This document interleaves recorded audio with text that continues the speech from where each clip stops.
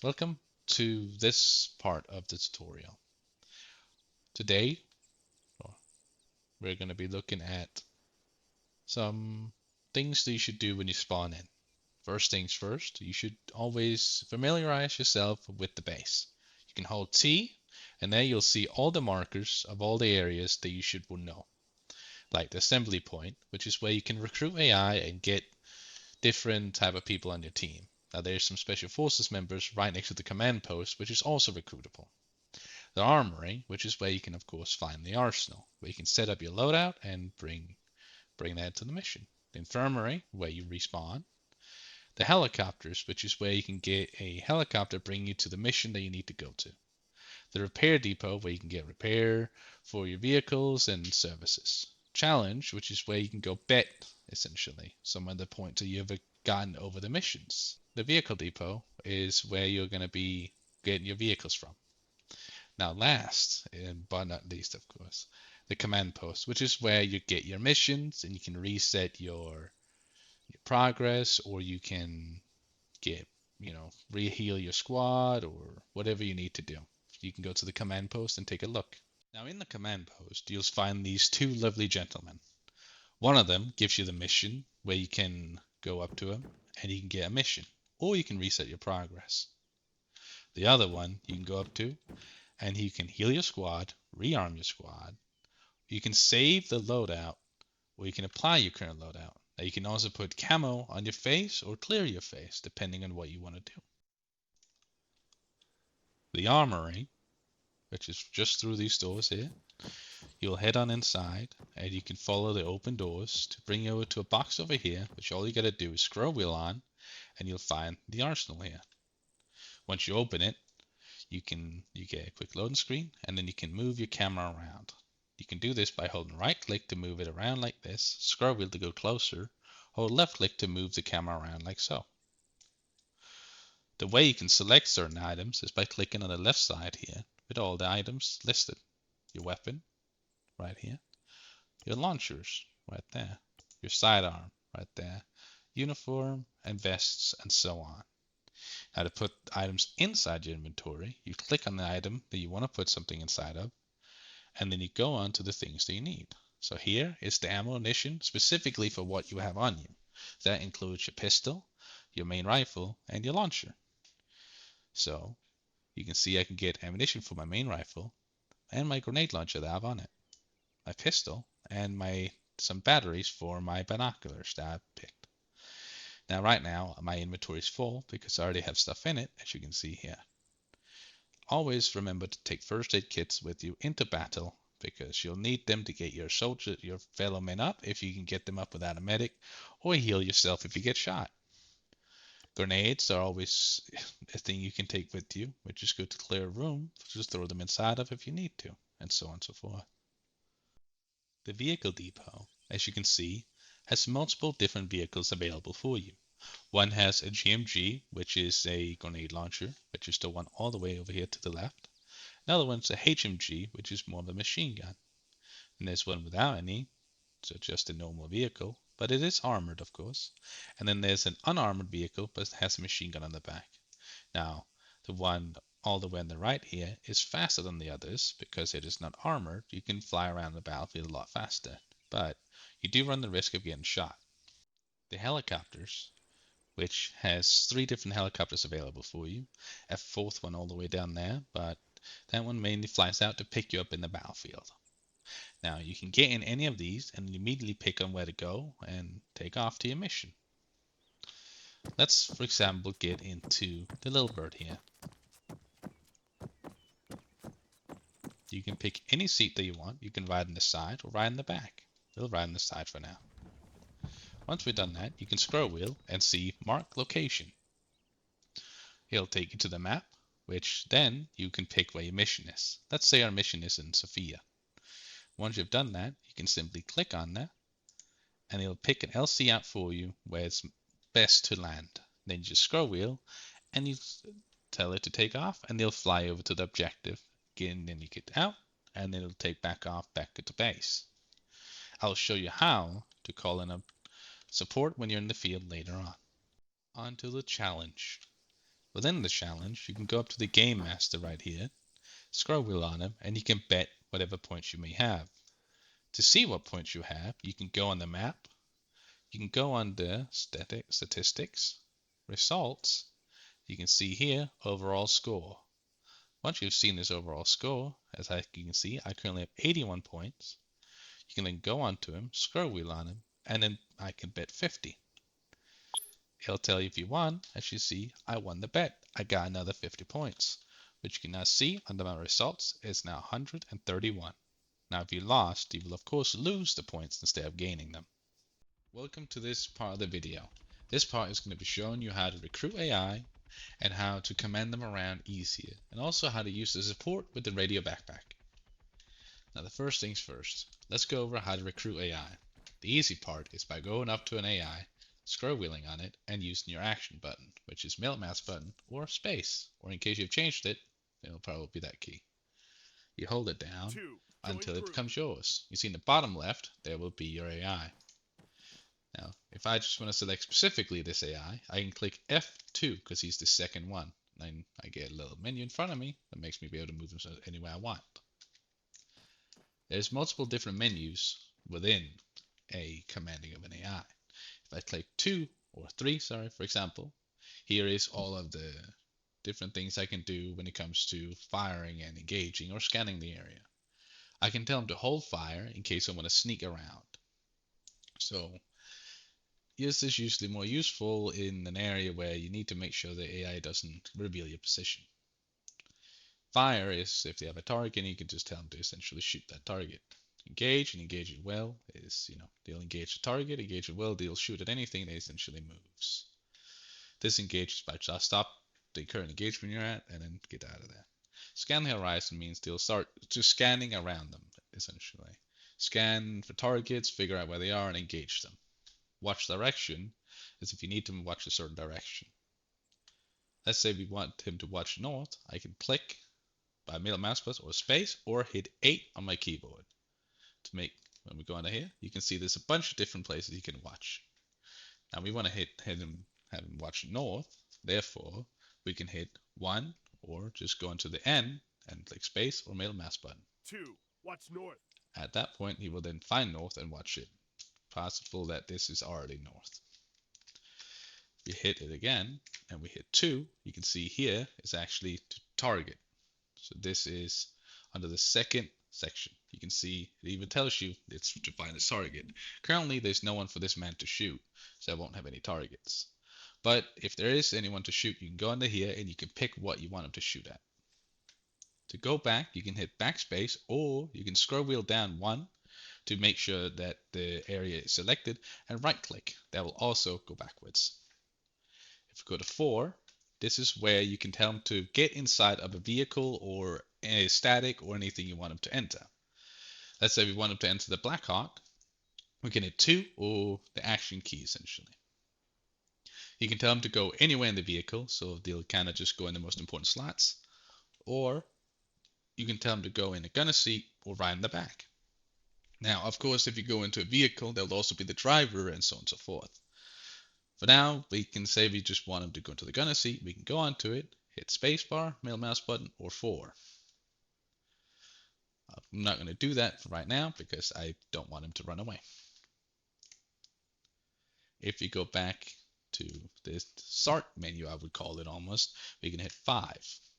In here, you can see there's a bunch of different report things we can go to our AI essentially. We can tell the AI that we're injured. We can tell the AI report status, which means he'll tell you where he is. Another good way is also actually if you have multiple squad mates and if you want to know if someone's dead and he's not been reported dead, using this will also make you realize that he is dead because he's not talking back and it will automatically usually remove it. But if not, you can also do is down, which will basically just telling everybody that he's dead and it'll remove you from your command menu. If we hit 6, this is more of an action menu when you want them to do a certain action. For example, you can tell them to respawn or dismiss. It's kind of like respawning or dismissing themselves. I'm gonna be honest, I don't think you should touch those. You can tell him to drop his backpack. You can tell him to open his inventory. you can tell him to rearm at a certain vehicle or bodies. So if there's a lot of bodies around and he needs medical supplies or ammo, you can tell him to rearm at something. You can tell him to switch to a different magazine or just sit down. And if you're going more, it'll just show you more things you can tell him to do. Like tell him to salute, and he'll salute. We're going to 7. This is more of a how you want him to act. You can tell him to be stealthy, so he'll try to sneak around, go from cover to cover, and not expose himself too much. And usually it'll also make it so he doesn't shoot immediately, but that can be a bit buggy. Aware means that they'll keep their gun up usually and shoot at obviously anything around them and so on and so forth. Safe means they'll keep their gun down, they'll just go walking after you usually, and it won't be too much of a bother. These is obviously different ways you can tell them to stand, crouch, and so on and so forth. So if I say stay crouched, he will crouch. If I go back to that menu and let's say automatic stance, he will usually pick the stance he finds that is best in that situation. So that also means if you say stay standing up, that means even if they're getting shot at, they will continuously stand up. Going to 8. This is formations. If you have multiple units within your group, you can tell them to go into different formations, which you can see here. I will say I personally do not use this menu, but of course, if you find a use for this, more than welcome to use it. 9 means you can assign them to different teams. Now this can be useful if you have a lot of team members. Now in this you only have 2 and possibly in the future more. But let's say you want to assign 4 people into 2 different teams and we want this guy to be red. I can assign him red team. And you now see his number down the bottom left is red. If I hit Shift F1, then I will select red team. If I hit Shift F2, you can see if I hit F2, it's him. But if I hit Shift F2, I'll be controlling green team, and so on and so forth going down the list. Now he's of course red team, so it'll be Shift F1 to get him, or anyone on his team. If you want him to go back, you can just assign him white, and he'll go back to white team. Now that's enough of the AI here. Let's go into the radio. First things first, let's turn it on. When you have a radio back on your backpack, you can scroll wheel anywhere and turn it on or off. If you have a AI with a radio backpack, you can go up to set AI and turn that on or off. Obviously, when it's an AI, you need to make sure that he's actually standing still and you're near him when you call in the support. So let's turn on my radio for now. You can see on the left side of the screen now, we have a bunch of different icons. Those are the different types of supports. So if I click 0, you can see it's a bunch of different, I can report essentially to my guys and saying different options. But you can also see supports. So if we hit 8 or go down to it, there's all those different supports. So I can call in transport, medevac, recon, and so on and so forth. If I hit transport because I need to pick up, I can then select where I want that transport to pick them up. Let's say I want them to go over here. It will create an LC, and that's where the helicopter will go. How you get a mission and how you find it. This is how you do it. Simply go up to the commander, get your mission. He'll take a second to load. Bring the rest of your squad He will up then to tell you speed. where the mission is. You can either go on the map and look for the red area, which is right over here. Or you can go onto your tasks and then click on the orange mark village and it will simply show you where it is. Once you get here, you can do whatever the mission tells you to do, which is patrol the village. There's no guarantee if you run into enemies or anything when you get there, of course. So you'll just have to prepare the best you can before you go do it.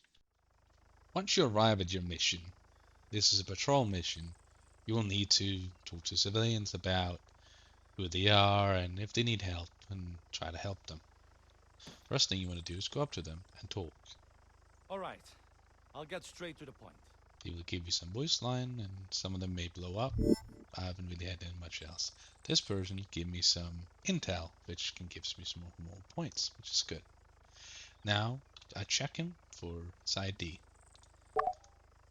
In the top right, as you can see, a hint popped up that tells me his name. Once I've gotten his name, I can check the wanted list under special. You can see there's 3 wanted people, 1 person I've already captured. If the name lines up, you want to handcuff them. If they do not, you do not have to worry. If the identity does not pop up in the top right, it may be because your current tutorial hints is turned off. You can turn this back on again by going configure, go into game, and then tutorial hints right here. You can turn that back on.